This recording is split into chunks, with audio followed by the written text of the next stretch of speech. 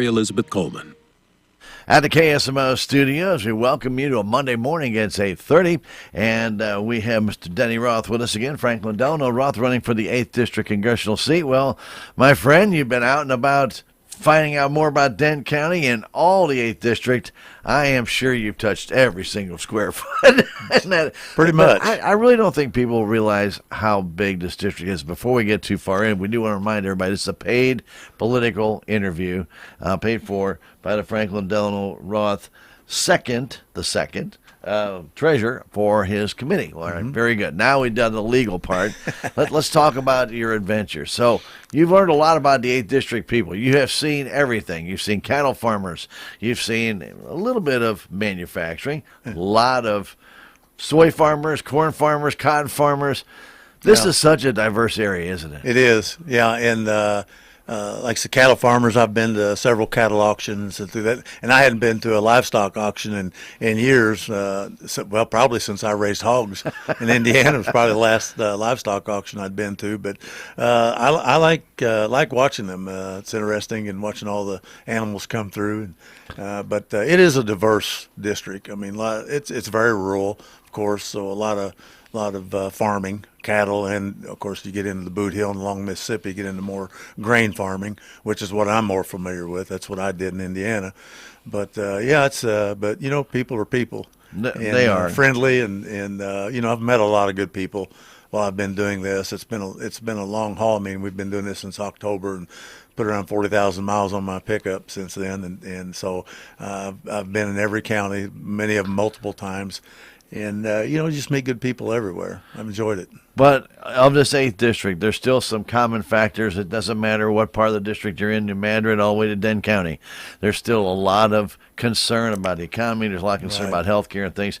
What would have you found to be the major issues, and how, in your mind, how can we address this? Well, one of the big issues, obviously, and we touched on this last week, is health care.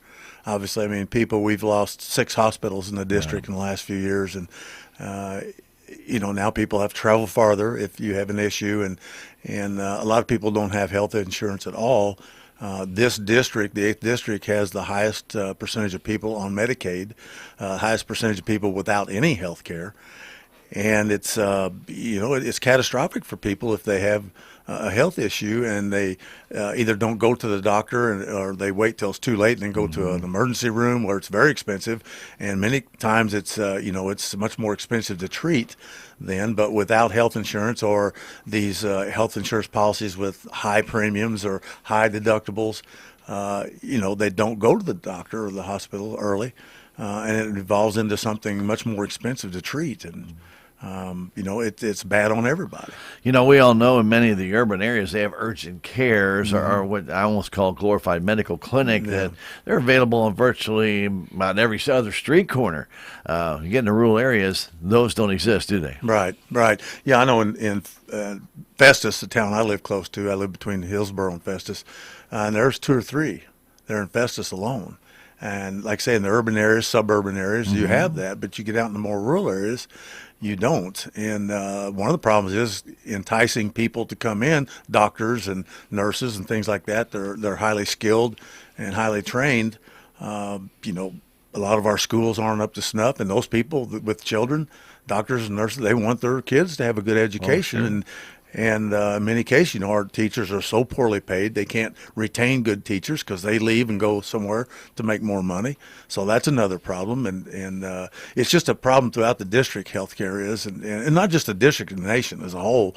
Like I said last week, we're the only nation that bankrupts its citizens over health care or forces them to ration. I just saw this week where this guy died. He was 26 or 7, got off his parents' insurance, because at 26 you have to get off, and he was trying to ration his medication, his insulin, and he died because he couldn't afford it. You know, that's ridiculous in the country with the wealth that this one has. And a lot of it, though, is some of the drug companies, because they are making a lot of money off these drugs. Yeah. And once they grant you, and I will not argue that there's a lot of research and development that goes into it. Yes, there's a lot of money that goes into it. But once they patent that drug and the FDA approves it, and all of a sudden it's being distributed, then they make that money back pretty fast. Right. Well, and one of the things that people don't know, or don't realize is that a lot of the research that goes into medications are done with public money. And grants, yeah. Taxpayers are supporting that. And there was a law back in, I think, 1980,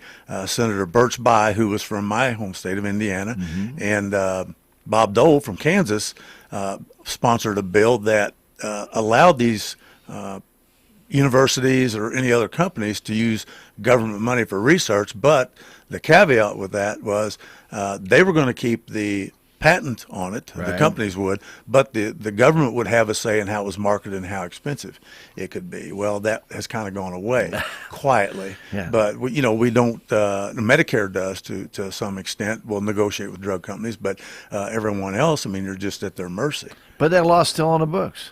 Yeah. But nobody seems to want to enforce it. Right, like a lot of our antitrust laws. That's another discussion. That's a whole different ball game right there. That's right. But it is true. And when you look at the economy, I should say the economy of the 8th District, I should probably get back to the average income. It is probably, if you look at it, one of the lower in the states because obviously the further north you go, everything's agriculture north and everything's super agriculture, especially in the southeastern part. You've got a lot of, matter of fact, went just through there, saw a little bit of cotton starting to peak out a little bit, a lot of corn, a lot of soybeans. These farmers, first off, number one, the crops all look good right now, but you know what? Is it going to be enough to get them through to the next year? Yeah, that's it. And that's what I faced when I farmed, which is one of the reasons I got out. I just got tired of that roller coaster ride. The prices were usually so bad when I was farming that you had to have a really good crop to survive, and you didn't get that every year, especially in my area. We were drought prone, and we had some sandier soils, and anybody that farms, they farm sand, they know how quickly it dries up. So I mean, it's but we've heard our our markets overseas. I know when President Trump put on the tariffs with China, of course they retaliated, and it hurt our hog markets, it hurt our corn and soybean markets, and we haven't really recovered from that yet. They started buying from South America, and you lose a customer, it's hard to get them back sometimes. It is, and the thing is, with these farmers rely on strong dollars. Right. It can't be a weak dollar because then they have to go right back out. And just like you mentioned, that roller coaster, you have a great crop, you go back in the next year. I think we mentioned this last time, prices of those seeds and everything else, your fertilizer's gone up. If it's a bad year, it might go down. But the thing is, you didn't make as much money. Right. And of course, anyone that farms, whether it's cattle or anything, or grain or anything else, when prices go up on your inputs, they may come down a little, but they never come down to what they were. No. It just doesn't happen. And it doesn't matter whether the price you're receiving for the cattle or the, chickens or grain or whatever you're farming, that can fall back to where it was or even below, but your inputs don't. And that's, so then you get caught in that cycle. Well, I'm trying to produce more. Okay, so and they've done a good job. I mean, the seed companies have done a great job of breeding plants that are more drought tolerant, more disease tolerant. We have more better chemicals and fungicides and things like that to protect the crop. So guys, their yields are much better in the grain industry, especially than they were years ago. I mean, I just shake my head at some of the yields these guys are getting now, but that only goes so far. And they need higher prices. We need our export markets back. And there's a lot of money that gets actually removed out of Missouri for some of these markets because they go to Kansas, they go to Iowa, they go to Arkansas. And the thing is, Missouri is such a diverse state. We talk about how big Missouri. I don't think people realize how big Missouri is. Big state. If you go from Tarkio all the way down to New Madrid, you're going to be on the road for 8 hours, right, or more. And the other thing is, and I didn't realize this till I got into this. Missouri is actually the number 2 cattle state behind Texas. Yes. So huge numbers of cattle. It's a big industry. Yeah. And in the northern part, like you said, is grain, a lot of grain, and then of course southeastern is grain. But agriculture is a huge part of the economy in this state. All right. So tell me, in your own words, how has this campaign gone for you? Getting out there, meeting people. What has this taught you, or what do you see are the biggest needs for the 8th District? Because election day is tomorrow. We are here. Yeah. It's been a great experience. I mean, like I said earlier, I've met a lot of wonderful people, and even people with different views than mine. And this is what I preach all the time. We don't have to hate each other over this stuff, okay? We can disagree, and we can talk politics all day long and still have a beer afterwards and be friends. And I have friends that are Republicans. And I was in Kennett last Friday. I did a live radio interview there, and then afterwards went and had breakfast with a supporter and met a guy there who's a Republican. He put a sign up in his yard, one of my signs in his yard. I asked him if he's going to get in trouble for that, and he said, "Hey, it's my yard. I'll put up what I want." So, but you talk to people like your audience here. I mean, I'm sure they're conservative, but people are concerned about health care. They're concerned about Social Security if they're our age. We want our Social Security there, years down the road, and people that are in their 50s that want to draw on it. We all want it. We deserve it. We paid into it, right? So why should we give up any of those benefits to pass more tax breaks for people that don't need it? And why is our government letting our Social Security get to the state it's in? I mean, sometimes there's too many benefits given to people who don't deserve them. The people who have worked all their life to get those benefits, and I remember my dad did, and he got he got probably more than he put in because he started back in the early 50s when Social Security was 1%. You didn't put in as much, and then it went up and up and up, and it hasn't changed. I want to say in almost 30 years. The percentage is still 7.65, including Medicare and your Social Security payment. But if that's not enough, then where is that money going? We need to kind of figure out and limit its outflow. Well, one thing is, for the most part, people are living longer. That's true. So they start drawing it. They're drawing it for longer periods of time. But the one thing, we have a cap on income. Once you reach a certain income level, I think for next year it's 174,000 or something like that. So if you make more than that, you no longer pay Social Security tax. Okay.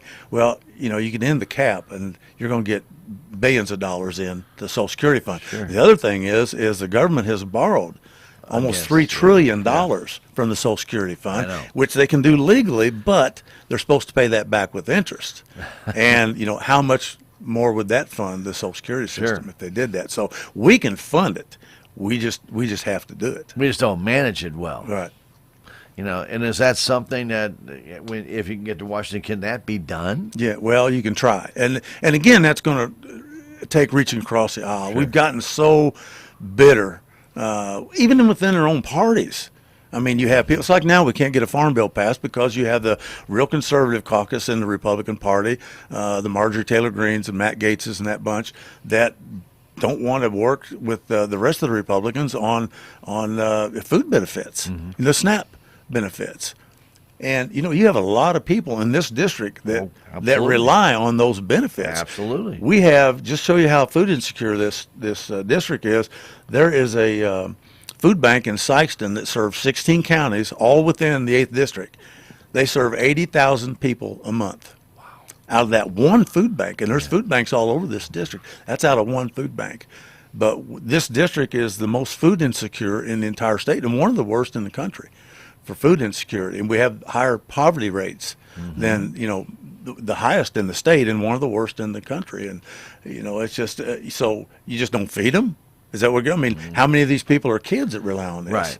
One in 5 children in this district are food insecure. Right. So what do you do with the child's fault? Yeah, that's. I was going to say, what are they supposed to do? And a lot of seniors are food insecure. They've put in their work. They're drawing their Social Security. They're drawing the benefits that they paid for and earned all these years. So you're going to starve them out too? Yeah. Because they don't have enough money. There's a lot of people living on nothing but Social Security. In not just this district, but this country. So what do? Just let them go, or do you help them out? And those are big questions that really need to be addressed because we see that obviously Missouri, as well as the United States, is getting older. Right. And as those older citizens stop working, who's taking their places? Right. And that's the scary part because we don't see a lot of the younger people who look like they were being kind of weaned into the positions that mom and dad had, the old construction, the manufacturing. What dad did, I can do too, That's not the case anymore. No. Well, we've exported a lot of our manufacturing, period. I mean, the steel industry is almost non-existent in the country anymore. The aluminum industry, the textile industry is almost completely gone. Right. So a lot of the manufacturing that we had, that we relied on in the 60s and 70s, that gave people good jobs, like my dad was a union worker in an Alcoa plant. Those guys got, they made good money, they had good benefits, they got good pensions that they relied on, and a lot of that has disappeared. And we have to bring that manufacturing back to this country. We need to penalize these American companies that go overseas, take advantage of slave labor, and force them to bring their companies back here. Well, Denny, the time is almost here. Oh, wow. I mean, it's almost up. Any last words you might want to have? Get the good word out today. Tomorrow is Election Day. By the way, you can still absentee vote till 5 o'clock today. Yeah. And then tomorrow the polls are 6 to 7. So, my friend, I'll give you the mic. Well, I appreciate it. And like I said, it's been a great journey. I've enjoyed every minute of it. It's a lot of hours. And met a lot of great people, but I would tell people out there, if you're a Democrat and you're going to pull a Democrat ballot, I would appreciate your vote. I'm one of the folks here. I mean, I blue collar all my life, worked all my life hard, and I know the struggles they go through. I was a single dad at one point, and so I understand it, and I can relate to people that that have struggled and have worked every day, and hopefully now at retirement age can enjoy some of the benefits that we've worked all our lives for. But in your travels, did you find some people that wouldn't talk to you, thinking, well, he doesn't understand what I'm going through, until you finally sat down and talked to him and think that, well, he's just like me. He's the same as me. I think the guy in Kennett Friday was one of them. So I mean, and like I said, most people, if you get past some of these fringe issues and get past the vitriol, they find out that you're a lot closer on things than people think. I mean, like I said, I don't know anybody that doesn't want better health care, and I don't know anybody that doesn't want it available to everybody, and not have to fight insurance companies for everything on it. I don't know anybody, older people, that don't want their Social Security funded.